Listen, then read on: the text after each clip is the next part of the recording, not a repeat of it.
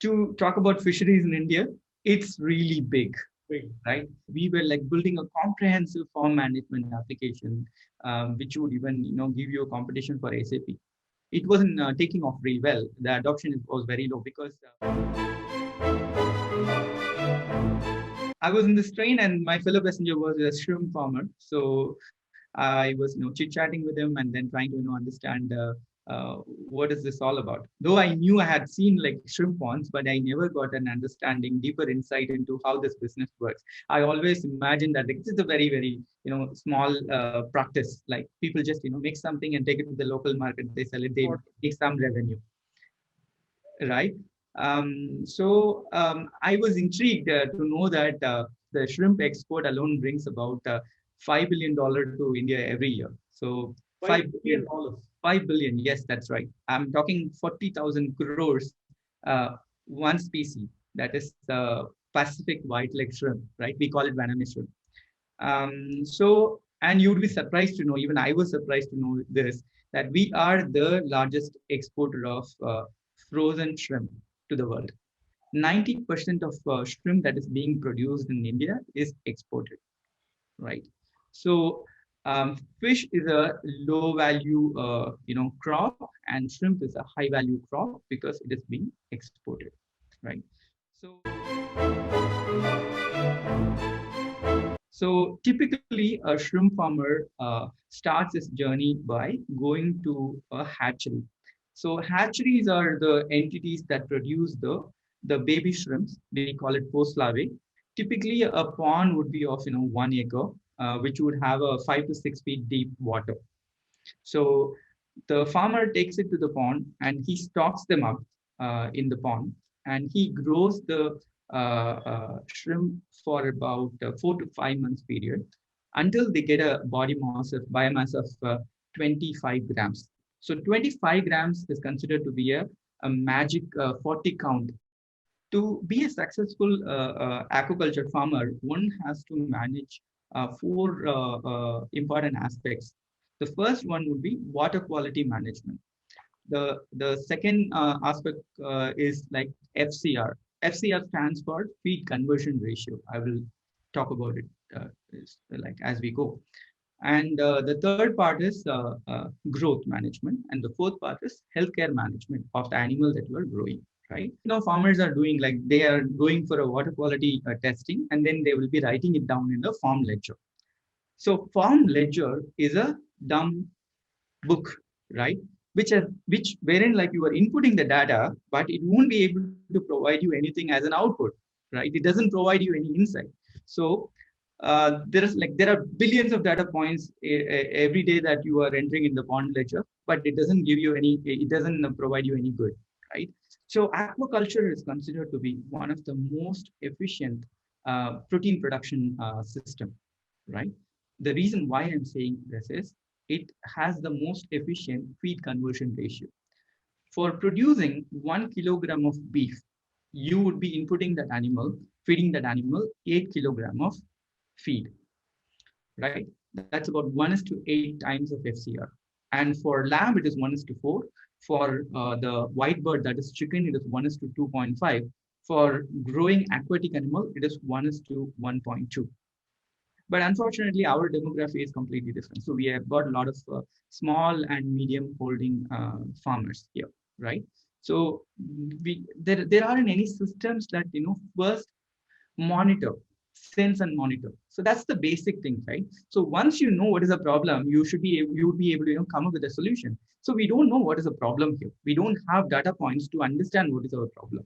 It has got two flip sides of having 1:2, right? The first one is 60% of our production cost goes into feeding the animal, right? So your cost goes 0.8 times higher. It can have a negative impact on your margins. And the part two would be you are kind of polluting the water body as well, right? You throw more feed into the water doesn't mean that the animal would eat it.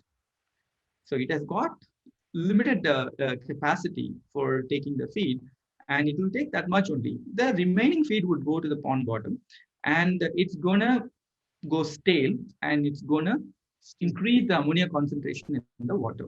So the moment ammonia concentration goes high, your dissolved oxygen content goes down, right? It kind of increases the stress in the animal. Eventually, the animals get sick, and it will have impact on the growth as well as survivability of the animal.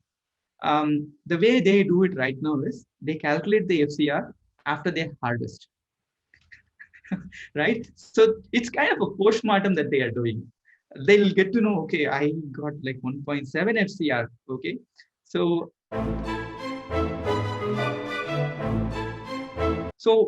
initially, what we had done is like every other technology entrepreneur, like would like to work. We haven't followed the MVP process, right? It wasn't taking off very well. The adoption was very low. Then we thought we need to be simplifying it. So that's when we launched a Pond Diary. Pond Diary is nothing but a WhatsApp kind of a conversational diary, wherein like Pond one, whatever activity is happening, instead of writing in the pond ledger, you just need to take a picture, take a recording or a video, put it there. It acts like a unstructured data that we started receiving. So for farmers, usually they interact with the technicians, the farm vets like fish veterinarians, through WhatsApp, right? They take a picture, they send it to him, and then saying like what is happening with the animal, right? Okay, I'm getting foam in the water. Is there anything wrong with my pond? So this is how typically they kind of start engaging with the fish doctors, right? So we had managed to provide them a place where all the pond level information gets stored. Reading through that unstructured data and getting insights and then providing solutions to the farmers. So this is where we are getting at right now, right? We have first, transformed that pond ledger into a pond diary, and we have now built in a FCR calculator. You don't need to do a calculation in the paper. You just need to know like what is the weight and how much of feed that had gone into the pond. It'll give you FCR. Here we are also exploring how image analytics could help us understand the health challenges, like healthcare health issues in the animal, right? We are kind of trying to build a platform that would provide a low cost or no cost solution for the pond management, feeding management, growth management, as well as healthcare management.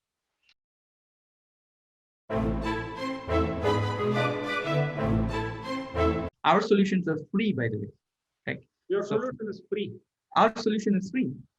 We make revenues through the value-added services, right? So, farmer needs inputs, right? Farmer needs farm care products. He needs finance, and he needs market linkage, right? So we position ourselves as the full stack aquaculture platform, wherein we bring you the right expertise so that like you can manage your pond better. We provide you advices on what inputs that you can buy, what farm care products that you can apply when there is a issue with the pond, right? And also the finance access to formal capital is a major challenge even for farmers now. Like most of the banks and NBFCs are staying away from aquaculture because everything is underwater. They are not able to properly mitigate the risks, and they haven't built a risk mitigation solution for the sector. So with the data, we will be able to bring up better mitigation or risk management platform, right? So that is where we are bringing in value addition to both farmers as well as the NBFC players. Now the importers buyers are looking for traceability, right? So with the data, you can now bring traceability, and this traceability is going to give you a premium in the overseas markets, right? So we are providing premium services to the farmer, and the common thread here is data, right? So we are providing data-driven solutions to the stakeholders in the value chain. So that's how we make our revenue and we become sustainable. See, we have to take on these kinds of hard problems as a culture. So your journey is very inspiring to me. Thank you for joining us. Very grateful. I know you're a busy man running a highly visible startup in the fishing industry.